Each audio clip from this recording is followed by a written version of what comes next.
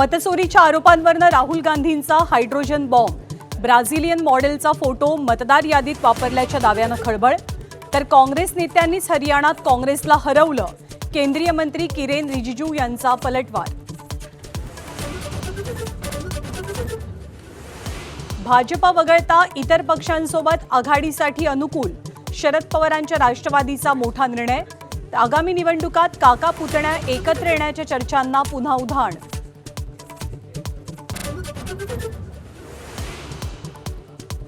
गृहकलह मंत्री, अनर्थ मंत्री आणि नगर भकास मंत्री असा उल्लेख करत उद्धव ठाकरेंचा मुख्यमंत्री आणि दोनही उपमुख्यमंत्र्यांवर हल्लाबोल.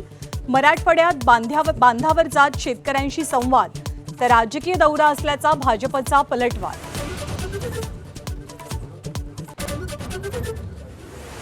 पुण्यात मांत्रिक महिलेकडनं आयटी इंजिनियरला गंडा, मुलींना बरं करण्याच्या आमिषानं तब्बल 14 कोटींचा चुना.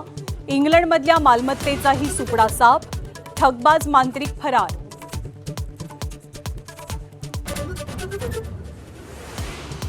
आणि दक्षिण आफ्रिकेविरुद्धच्या आगामी कसोटी मालिकेसाठी भारतीय संघाची घोषणा.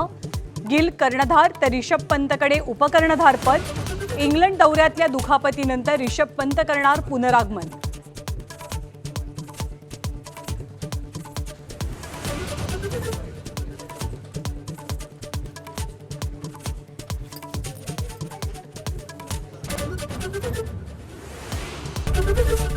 एबीपी माझा, उघडा डोळे बघा नीट.